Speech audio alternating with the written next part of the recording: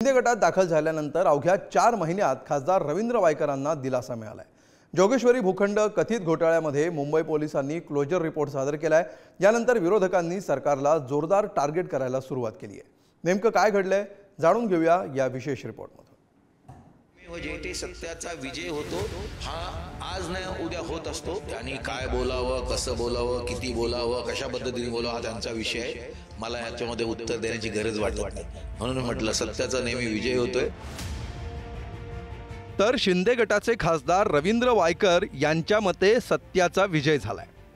वायकर शिंदे गटात दाखल झाल्यानंतर तब्बल 4 महिन्यांच्या प्रतीक्षेनंतर त्यांना न्याय मिळालाय। इतरांच्या तुलनेत वायकरांना न्याय मिळायला इतका वेळ कसा लागला याचीही चर्चा राजकीय वर्तुळात चांगलीच रंगली आहे।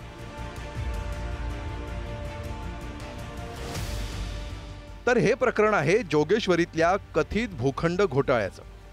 या प्रकरणात मुंबई पोलिसांच्या आर्थिक गुन्हे शाखेनं आपला क्लोजर रिपोर्ट सादर केलाय। या रिपोर्टमध्ये वायकर, त्यांच्या पत्नी मनीषा वायकर आणि जवळच्या 4 सहकाऱ्यांना दिलासा मिळालाय। या प्रकरणात बीएमसीच्या वतीनं दाखल करण्यात आलेली तक्रार ही अपूर्ण माहिती आणि गैरसमजावर आधारित असल्याचा साक्षात्कारही मुंबई पोलिसांना झाल्याचं रिपोर्टमधनं स्पष्ट होत आहे। ज्या पद्धतीने कंप्लेंट केली ती अत्यंत चुकीची होती। मी त्यावेळेला देखील सांगत होतो की मुंबई महानगरपालिकेच्या 1888च्या कायद्याच्या अनुषंगाने मी त्यावेळेला 2002 रोजी ते बांधकाम केलं होतं। तो एक वेगळा प्लॉट आहे, मातोश्री हा वेगळा पार्ट आहे। मातोश्री आणि सुप्रीमो याला एकत्र करणं आणि ते काहीतरी सांगणं हे चुकीचं होतं, हे मी त्यावेळेला सांगत होतो। ॲफिडेविटमध्ये सांगितलं आम्ही त्या जे काही लेटर दिले ते विथड्रॉ करतो, त्यामुळे ते विथड्रॉ केलेलं असल्या कारणाने हे आता EOWने जे आता केले ते उशिरा केलेलं आहे। शिंदे गटात दाखल झाल्यानंतर अवघ्या 4 महिन्यात वायकरांना दिलासा मिळाल्यामुळे या वॉशिंग मशीनचं सर्वच पक्षांना आकर्षण वाटू लागलंय। कुणाचं वॉशिंग पावडरकडे लक्ष जातंय तर कुणाला ही वॉशिंग पावडर स्वतःकडेच हवी आहे। जो भाजपमध्ये जाईल तो स्वच्छ होऊन बाहेर येईल हा नाराज आहे। त्यांची वॉशिंग मशीन एवढी आहे, वॉशिंग मशीन भाजपाची आहे, कमल हा पावडर आहे, त्यामुळं कमल छाप पावडर टाकला आणि मशीनमध्ये घातलं भाजप मशीनमध्ये, तो माणूस धुवून स्वच्छ होऊन बाहेर निघतो। चांगलं आहे, आम्हाला पण अशी कुठली वॉशिंग पावडर मिळाली नसते तर बरं झालं असतं। आता काय इन्व्हेस्टिगेशन केलंय काय नाही हा तपासाचा भाग आहे, पण चांगलं आहे जर मिळालं असेल तर क्लीनची आनंदी असतील ते।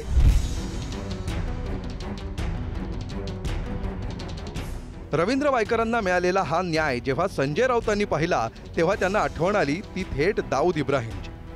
तर अंबादास दानवेंनी नोटीस देणाऱ्या अधिकाऱ्यांवरच कारवाईची मागणी केली आहे। आता फक्त दाऊद इब्राहिमलाच क्लीन चिट द्यायचं बाकी आहे। वायकर हे घाबरून पळूनच गेले ईडी आणि सीबीआयला हेच केस याच खटल्यांमुळे। आता त्यांना क्लीन चिट दिली। तुम्ही आमच्या लोकांवरती खोटे खटले दाखल केलेत, खोटे गुन्हे दाखल केलेत, त्यांच्या मनात भीती निर्माण केली आणि आपल्या पक्षात जोडलं। हे तुम्ही मान्य करा।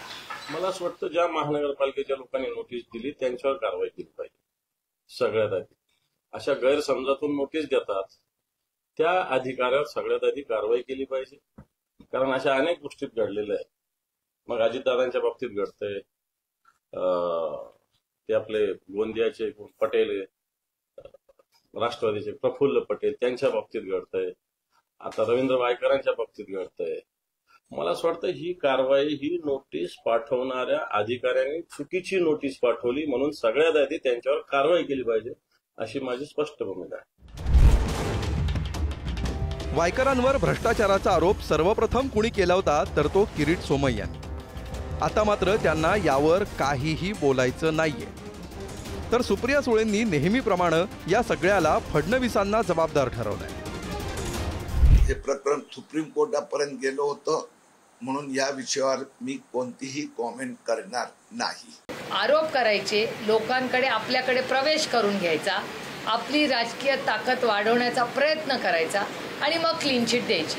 त्याच्यामुळे हे सगळे लोक भ्रष्टाचारी आहेत का नाही आहेत याचं उत्तर फक्त आणि फक्त देवेंद्र फडणवीस जीच देऊ शकतात। महाराष्ट्रातले आमदार खासदार जे आज तुमच्या बरोबर आहेत, ज्यांच्यावर तुम्ही भ्रष्टाचाराचे आरोप केले ते सिद्ध झाले नाही झाले, खरं काय खोटं काय ह्याचा एक पारदर्शक श्वेतपत्रिका या राज्यांनी मागितली पाहिजे की नक्की भ्रष्टाचार कोण या राज्यात करते. थोडक्यात भ्रष्टाचारापासून सुरू झालेली ही कहाणी वॉशिंग मशीनच्या टीकेपर्यंत येऊन थांबली आहे. यावर आणखी काही दिवस चर्चा होईल आणि पुन्हा एकदा सर्व काही सुरळीत होईल. यापेक्षा वेगळं काय होऊ शकतं? तुम्हाला काय वाटतं? रितेश हातीम आणि जितेंद्र शिंगाडेसह अमोल जोशी, पुढारी.